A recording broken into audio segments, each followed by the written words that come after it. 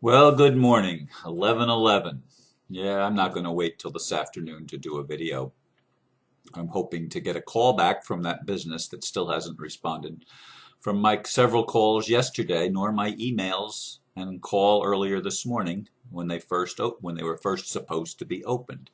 Anyway, a little bit of a report. Last night I did attend the awards ceremony for the newly crowned 2013 winners of the Brevard Music Association Awards.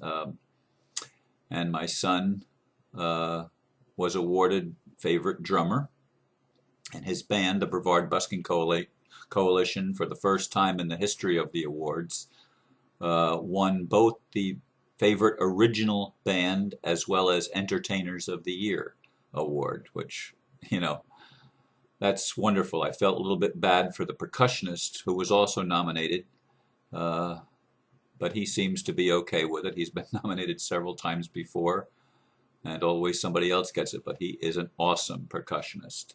Actually, everybody that plays with the Buskers is an awesome musician, and they have to be because the Buskers are so versatile with so many different rhythms and types of music that they play, all in the course of entertaining people.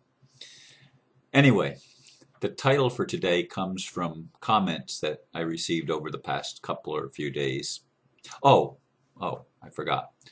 Peter was supposed to do a video with me this morning, and he got word when I got back last night from the victory party or the celebration party. I had an email waiting for me. Peter has lost his voice, at least temporarily. He has some kind of a bug or something that doesn't allow his voice to be very clear.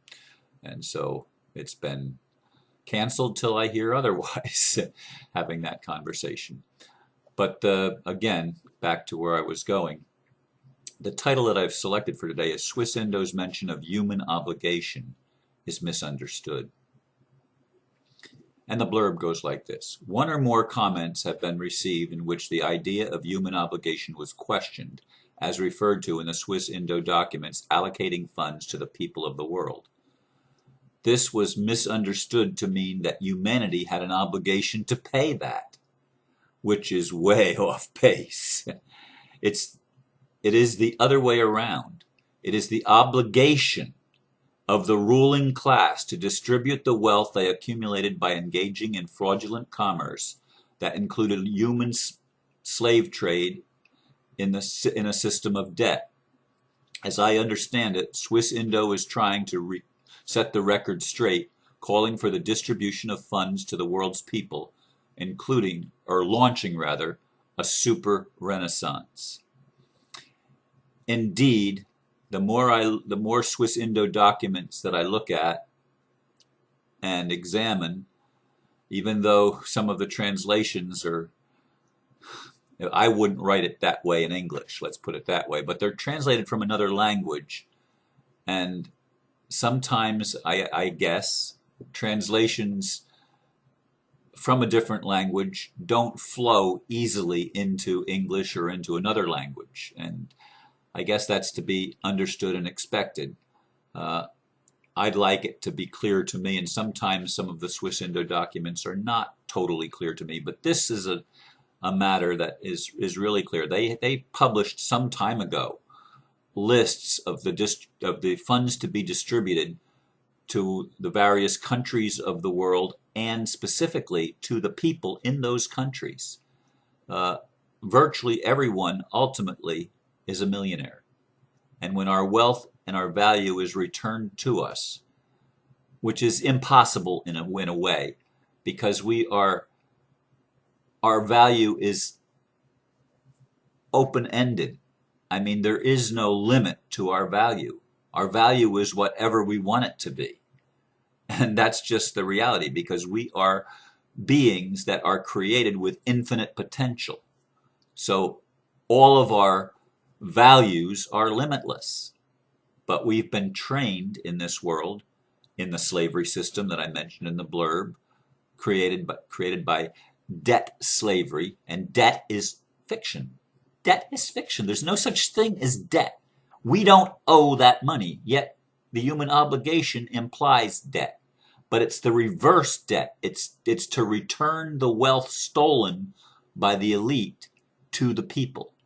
And they are the ones that have to pay the price. Now, as I said, I received a document earlier today that I was looking at, and I was going to put, when I did the blurb a little bit ago, I was going to post the link, and the link is dead now. It says error 404 not found, and I just looked at it this morning. In fact, I printed it out, but I want to make sure that it's clear before I actually go into talking about that. That was what I was going to talk about, and I changed course when I realized, hey, I can't show you the document. I can't give you the link because it's gone. Now, that threw me a little bit off guard, but I decided not to postpone. I had already planned to do and start my video at 1:11, or I'm sorry, 11:11, and I'm not going to change that plan. But I want you to understand something, folks. I want to try to make this as clear as I'm able to make it. Just because you don't know something or never heard about it doesn't mean it doesn't exist. It doesn't mean that it's wrong. And just because people have said bad things about something doesn't mean they're right. There's an awful lot of people that have a vested interest in maintaining the status quo, in maintaining whatever the belief system or the current paradigm of thinking happens to be. They want to keep it that way because they are comfortable in that belief, in that philosophy, or whatever you want to call it, that religious dogma or doctrine. People are comfortable with what is known, and we tend as humans to be uncomfortable with what is not known.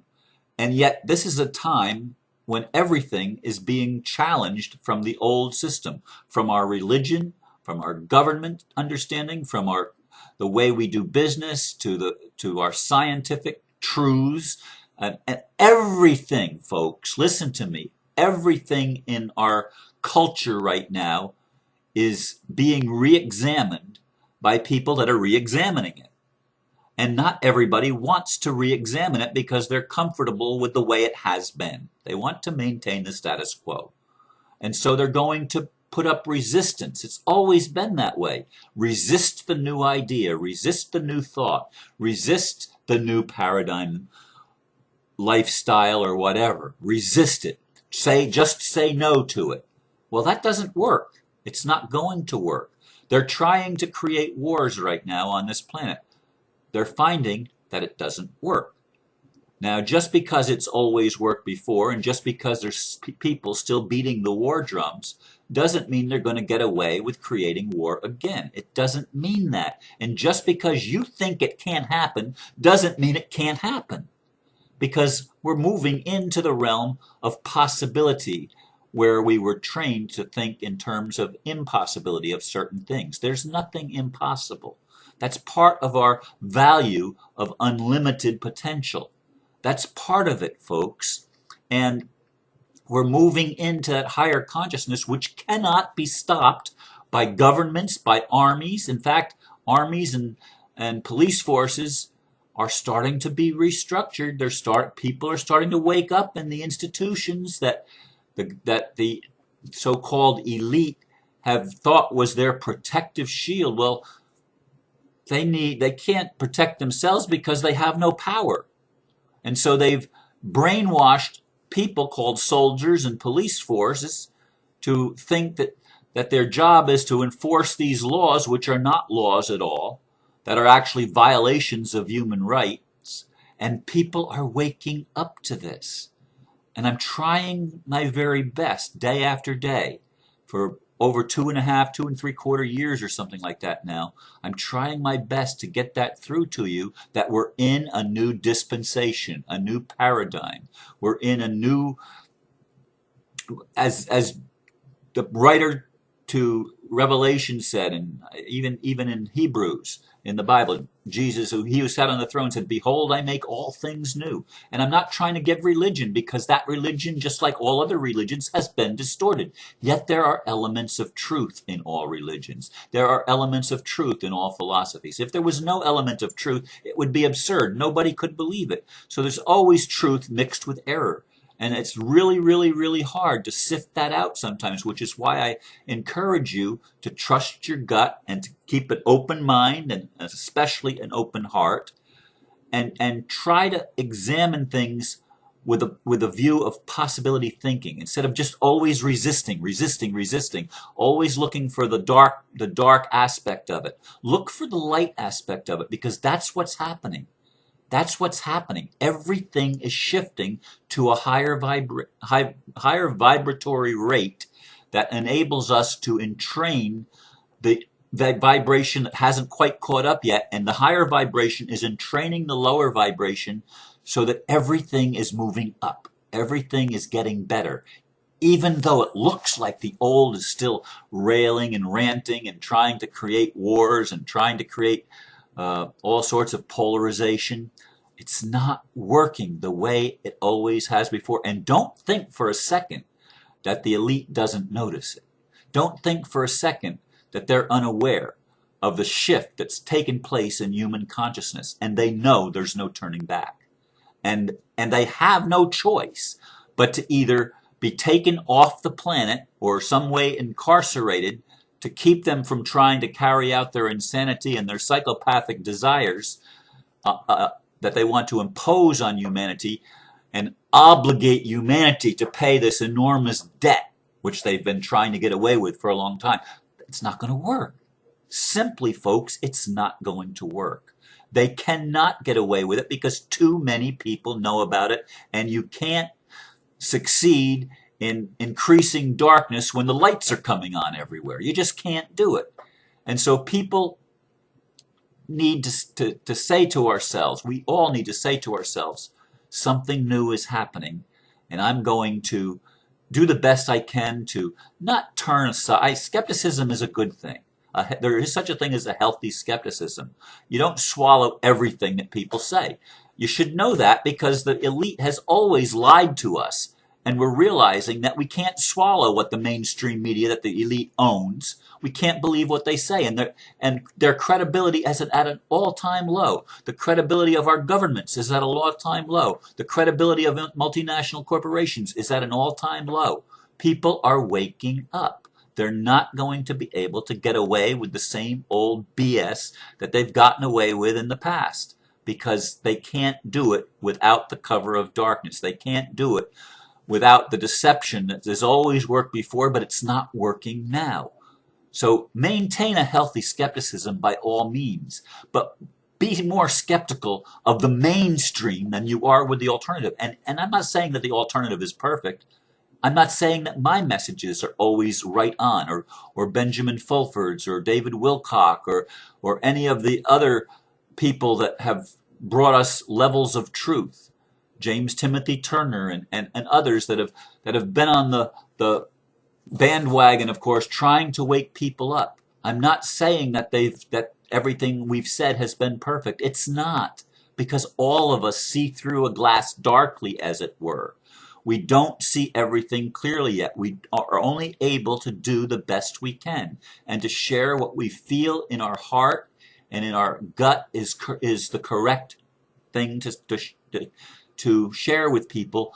And it is a process. And it changes because new revelations come in, new information is gleaned that enables us to see things more clearly and from a higher perspective, always from a higher perspective.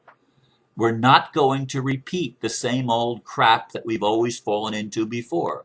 We're going to pick ourselves up this time, and we're going to get it right. We're going to create a world that is funded by the human obligation of the elite to us. This is our wealth, and we're going to build a bridge with that wealth that enables us to release all sorts of inventions and discoveries that have been squashed by the powers that used to be and would like to still continue to be, but can't. It's been squashed by by the pharmaceutical industry. They've been squashed by the oil industry, by the military industrial complex, by our governments, by our media. They've been squashed, but they can't get away with it anymore. Too many people know the truth. The internet, the system developed to spy on us so they could control us, has backfired, and there's no turning back. We've taken the internet over. It's ours, and it's a communication tool that enables us to get the news out to people quickly, in fact, instantly, all over the world, and it's a beautiful thing. So when you hear the term human obligation, don't interpret it in the old paradigm way of we are obligated to pay some kind of a debt. It's not a new slavery system. It's not a reset of the old slavery system. It's a reinvention of what everything means and a redefining of all the terms. This is to our benefit. This is our birthright. All the people of the world are meant to benefit in this, and this is Mr. Sino's and Swissindo'S objective, as far as I can tell. And D, and those of you that want to naysay, go ahead and keep naysaying. And Arthur Christian and all of the people that say this is all BS. You're the ones that are spreading the BS, I believe. Now, maybe I'm wrong, and if I am, I will say so in some future video. I've been wrong before, and I own it when I'm wrong. But my gut tells me that this is right on. The more I look at it, the more I realize that this is part of the bridge that's being built to turn the world around and to bring ultimately peace on earth and prosperity for every man, woman, boy, and girl on this planet. Every one of us deserves to have the lid taken off and to recognize our own value and our own potential and to begin to realize it and blossom like a lotus or like a rose or like any beautiful flower, because it is a thing of beauty what is happening in this world. I thank you for listening. Namaste.